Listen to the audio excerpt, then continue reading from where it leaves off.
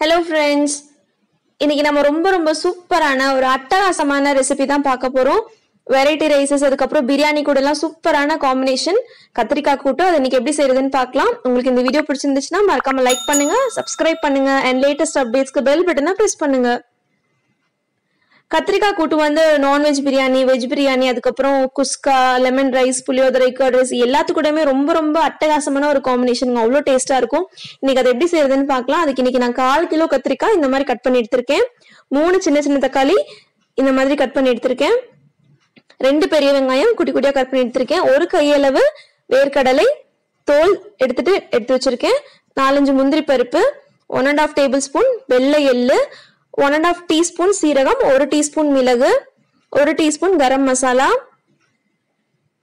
1 table spoon மல்லித்தூள், 1 table spoon மிளகாய் தூள், 4 டேபிள் ஸ்பூன் அளவு நல்லெண்ணெய், 1 நெல்லிக்காய் அளவு புளி, அப்புறம் தேவையான அளவு உப்பு.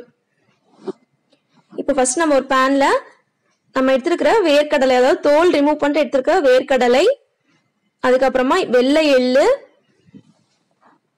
முந்திரி பருப்பு இதெல்லாம் போட்டு ட்ரையா ஃப்ரை பண்ண போறோம். எண்ணெய் எதுவும் ஊத்தாம லைட்டா அதோட கலர் சேஞ்ச் ஆகிற வரைக்கும் மட்டும் நம்ம ஃப்ரை பண்ண போறோம். நல்லா ஃப்ரை பண்ணிட்டு மீடியம் ஃப்ளேம்லயே வச்சு ஃப்ரை பண்ணிக்கோங்க.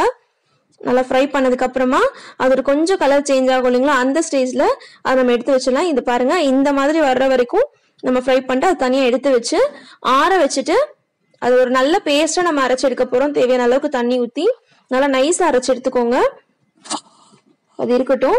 இப்ப வந்து அதே பேன்ல நம்ம எடுத்துக்கிற 4 டேபிள் ஸ்பூன் நல்லெண்ணெய் ஊத்திட்டு அது கொஞ்சம் ஆயில் ஹீட் ஆனதுக்கு அப்புறமா நம்ம எடுத்துக்கிற கத்திரிக்காய் உள்ள போட்டு நல்லா வதக்கிடலாம்.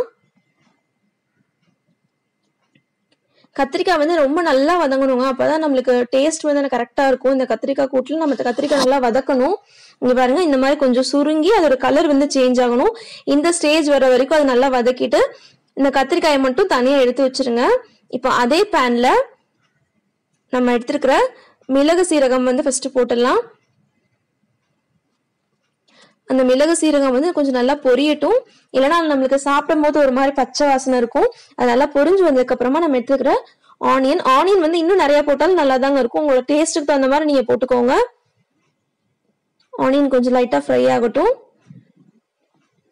ஆனியன் கொஞ்சம் நல்லா ஃப்ரை ஆனதுக்கு அப்புறமா நம்ம எடுத்துக்கிற தக்காளி வந்து நம்ம ரொம்ப அதிகமா போட தேவையில்லைங்க. பிகாஸ் நம்ம புளி வேற ஊத்துறோம். ரொம்ப புளிச்சிட்டா அப்புறம் சாப்பிட நல்லா இருக்காது. ஸோ தக்காளி வந்து இது வந்து கரெக்டா இருக்கும் இந்த குவான்டிட்டி ஆஃப் கத்திரிக்காய்க்கு. தக்காளி கொஞ்சம் வதங்கினதுக்கு அப்புறமா நம்ம தேவையான அளவு உப்பு போட்டுடலாம். உப்பு போட்டுட்டு அது நல்லா மிக்ஸ் பண்ணிக்கோங்க. நல்லா மிக்ஸ் பண்ணிட்டு அதுக்கு அடுத்து நம்ம எடுத்துக்கிற மசாலா எல்லாம் ஒவ்வொன்றா போட்டுடலாம். நல்லா மிக்ஸ் ஆயிடுச்சு. இப்போ வந்து நம்ம எடுத்துக்கிற 1 டேபிள் ஸ்பூன் அளவு மிளகாய் தூள், அப்புறமா 1 டேபிள் ஸ்பூன் அளவு மல்லித்தூள், 1 டீஸ்பூன் கரம் மசாலா. அவ்வளோதாங்க, நம்ம எல்லா மசாலாவும் போட்டாச்சு. இப்போ வந்து ஒரு தடவை நல்லா மிக்ஸ் பண்ணிக்கோங்க.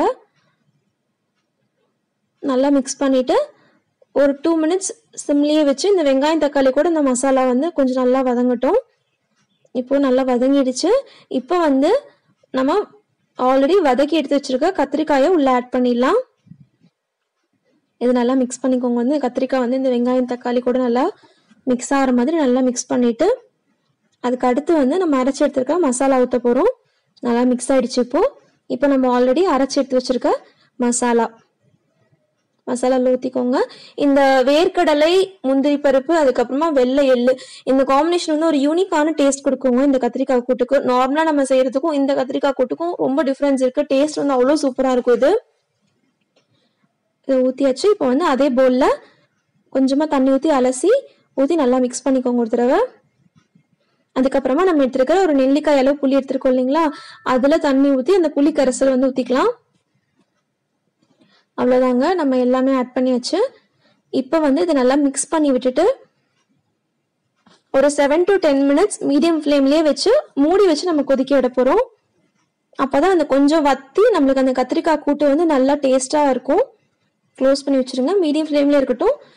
இப்போ நான் ஒரு 8 மினிட்ஸ் போல் கொதிக்க வச்சுருக்கேன். நல்ல வாசனையாக இருக்குது. அவ்வளவுதாங்க, நம்மளோட சூப்பரான சுவையான கத்திரிக்காய் கூட்டு ரெடி ஆயிடுச்சு. இது வந்து சிக்கன் பிரியாணி, மட்டன் பிரியாணி, அதுக்கப்புறம் குஸ்கா, வெஜ் பிரியாணி, அதுக்கப்புறமா லெமன் ரைஸ், கர்ட் ரைஸ், புளியோதரை, இந்த மாதிரி நிறைய டிஷ்ஷஸ் கூட ரொம்ப சூப்பரான ஒரு காம்பினேஷனா இருக்குங்க. இது எல்லாருமே கண்டிப்பா உங்க வீட்டுல ட்ரை பண்ணி பாருங்க. கண்டிப்பா எல்லாருக்குமே ரொம்ப ரொம்ப பிடிக்கும். உங்களுக்கு இந்த வீடியோ பிடிச்சிருந்துச்சுன்னா மறக்காம லைக் பண்ணுங்க, ஷேர் பண்ணுங்க, சப்ஸ்கிரைப் பண்ணுங்க. லேட்டஸ்ட் அப்டேட்ஸ்க்கு பெல் பட்டனை பிரஸ் பண்ணுங்க. தேங்க்யூ.